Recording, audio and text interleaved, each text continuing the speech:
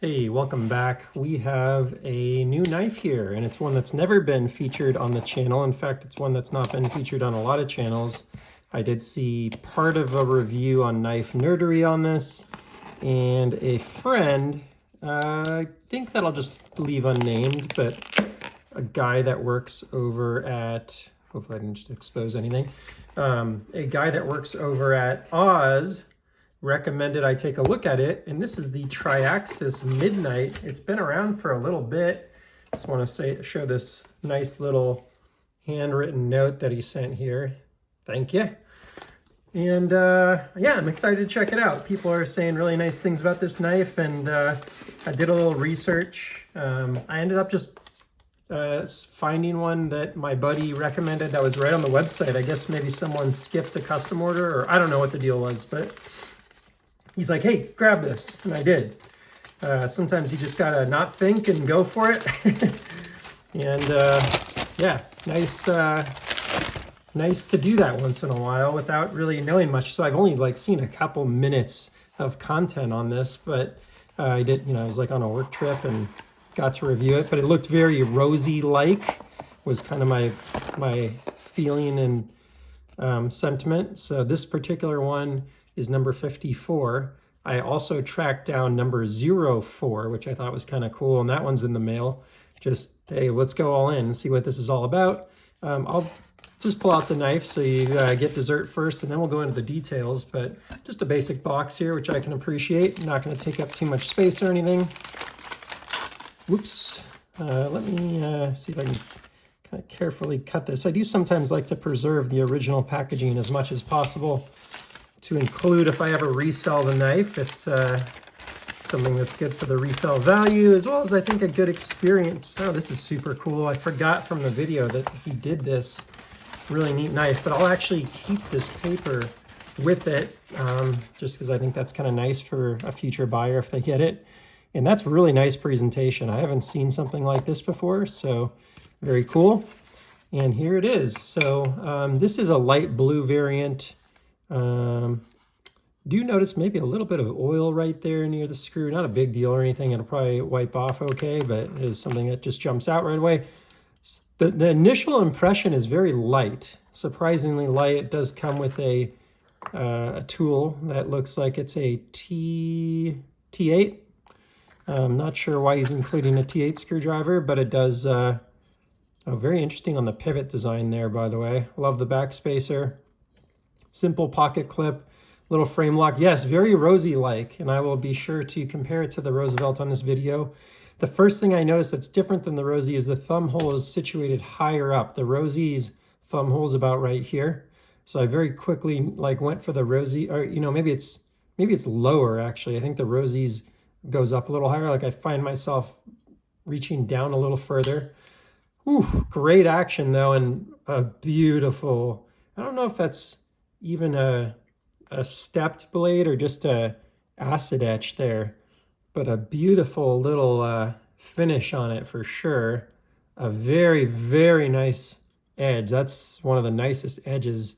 That's like a near mirror polished edge, which is pretty unusual, but nice to see on something that's a little more custom like this. Wow, really nice action. Really nice action. I can tell you immediately, having handled a ton of knives, this is the closest thing I've experienced from an action perspective to the Rosie, hands down. Now, the one thing that the Rosie doesn't have this is that this hits your finger on the way down, which the Rosie does not. If you see, when you do the Rosie here, you're actually not in that same, you're in that same choil, but there's nothing that passes through this section, so the Rosie drops further, which is nice. This one doesn't drop as far. It doesn't seem to need to, which is cool. It works anyways. Wow, really nice action. The feel in hand is a little thinner actually than the Rosie, which I didn't expect. It does have an over travel stop, which is great. And it does have a removable lock bar, which is great. I mean, everything's right here. This is really nice, really nice. Easier to thumb flick than the Rosie. So I actually, although it's a little less ergonomic, I'm trying to figure out what it is. I feel like it's higher up. What is it?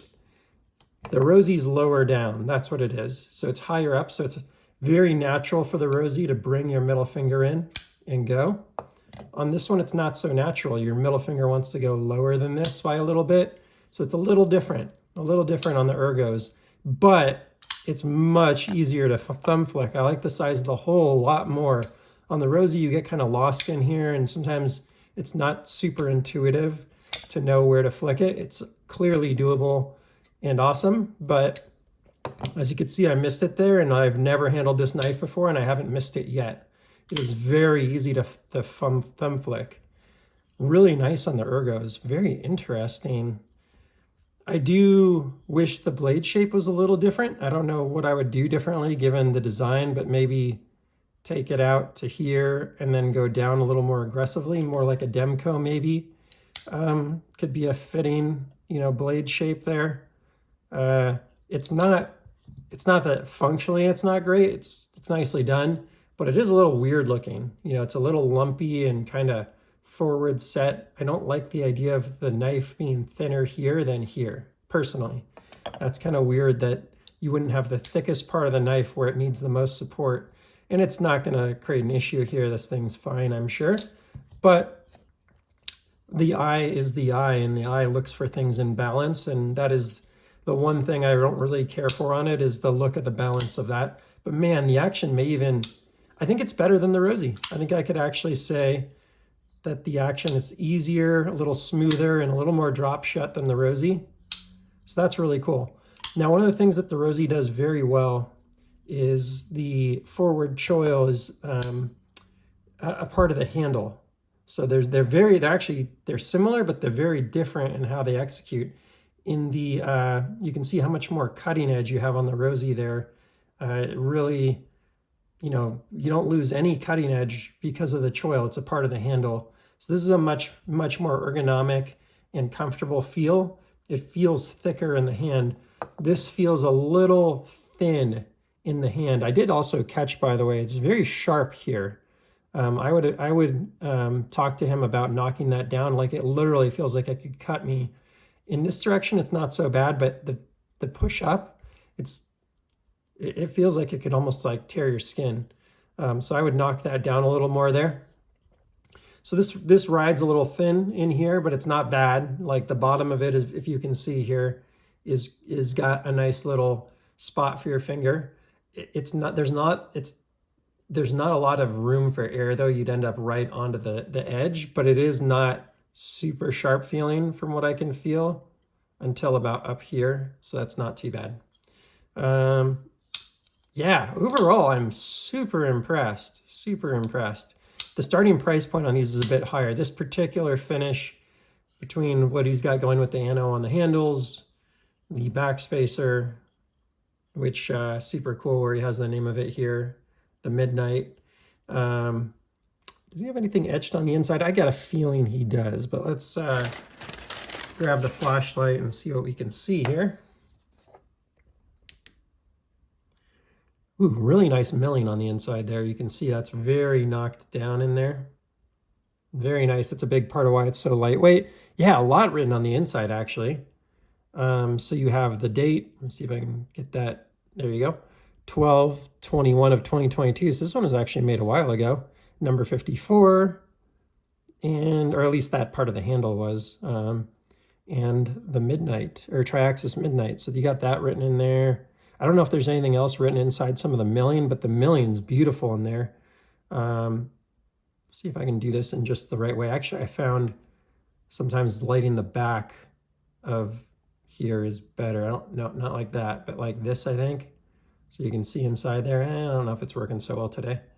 Got kind of weird lighting going on, but let me see if I can light that up correctly for you, because the milling inside of here is really nice. I think you can see it probably best from that angle, because there's definitely a difference when they do the milling where you can, see inside of there effectively. Maybe I can even sort of not as bright light that up like that. Yeah, really nice. I'm impressed with this thing. This is better than I expected it to be. I expected it to be kind of looked a little chunky and funky, but it feels good. It's definitely more hot spotty than the Rosie. Like, the Rosie, this shape of the handle is exactly what the hand wants. something that kind of goes from thicker to thinner, right? Your fingers are bigger up here. So you want this just how this is. It feels so good. This does not have a great feel in hand by comparison. That is for sure. A little more hot spotty in here. I don't know what makes this so smooth back here. I guess it's more knocked down than this. This is a little sharp around the edges.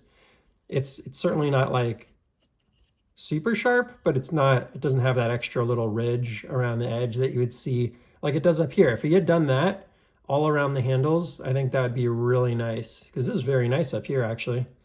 But I would recommend to him to do that around the handles there. You can see he has the capability to do it. The pocket clip looks great. The only thing I am not so sure about is whether, how well it would work. It's very far away from the handle there. That's kind of interesting. Let me throw it in the pocket real quick and just see what I think. It goes into the pocket pretty easily, and actually it grips on just fine. So I don't know, he must have done his research.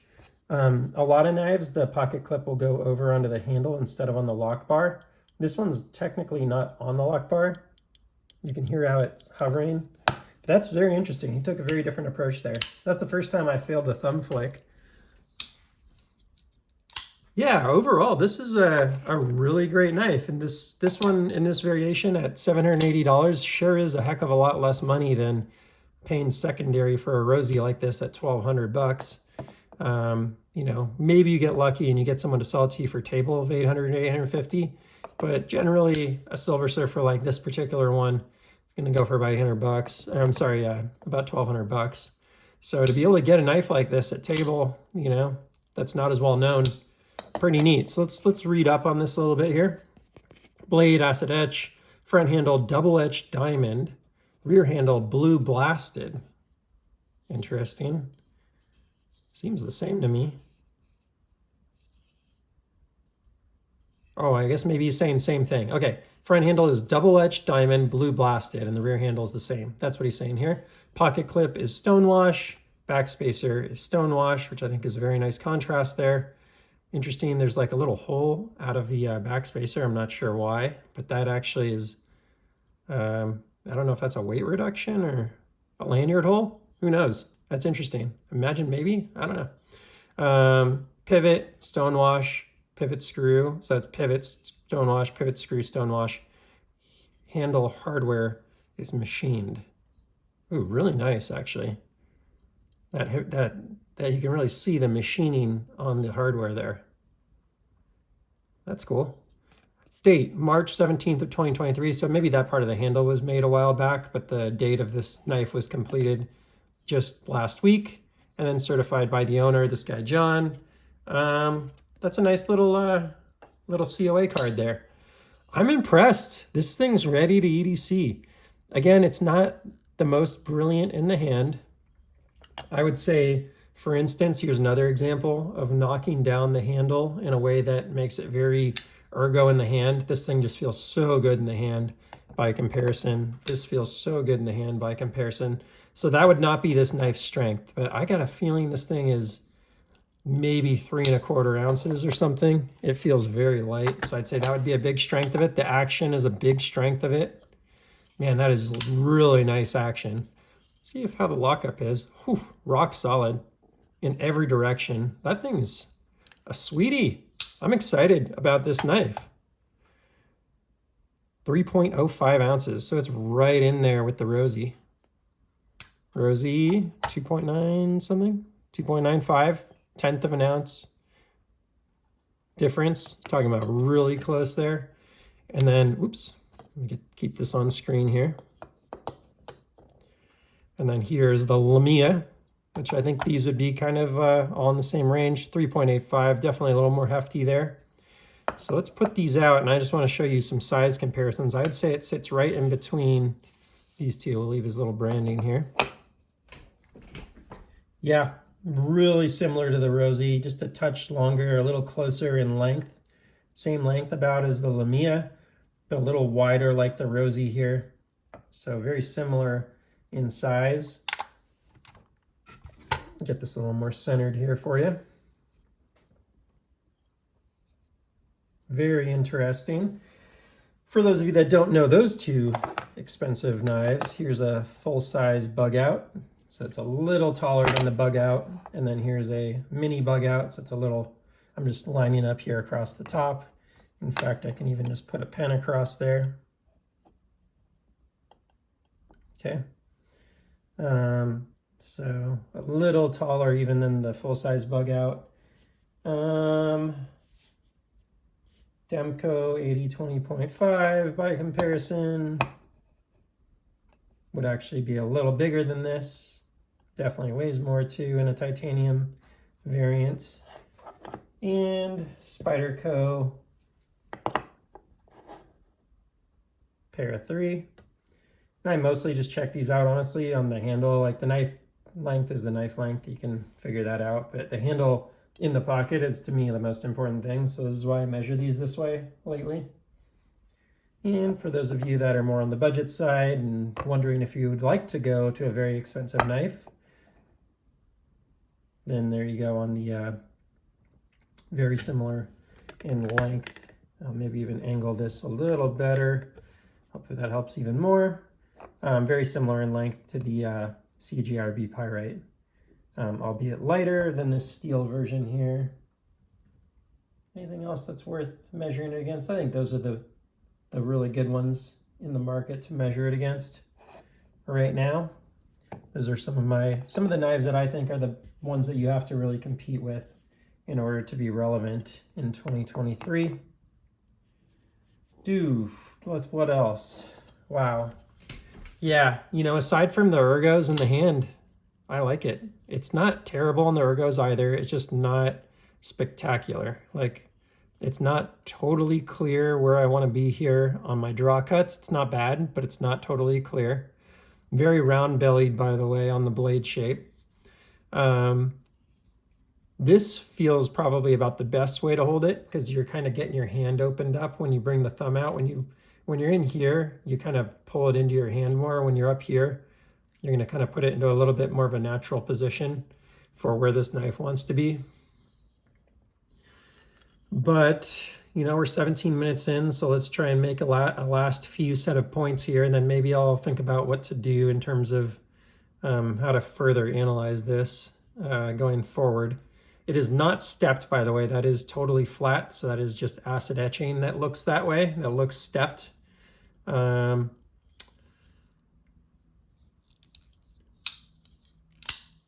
Amazing action for sure. Like, really nice on the action.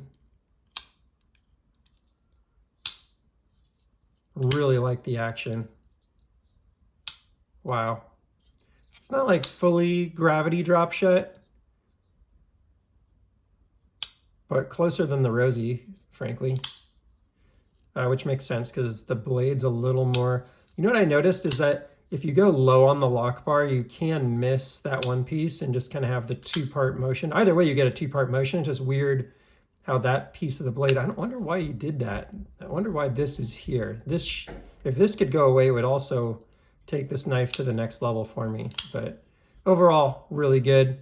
So yeah, in conclusion, not the best ergos in hand, but aside from that, just in a little bit on that, it's a little funky on the little tab that sticks out, but otherwise, really, really nice, high-end, sort of semi-custom or mid-tack or whatever EDC that's super light, and probably the closest competitor that I've seen to the Roosevelt for a lot of reasons. You know, aside from if you like a Lamiya, more of a washer knife or whatever, then, you know, that's obviously your thing. But in terms of like price range and size and weight and, you know, what you get out of it, really close competitor to the Roosevelt and a great alternative that I think a lot of people would be very happy with for sure.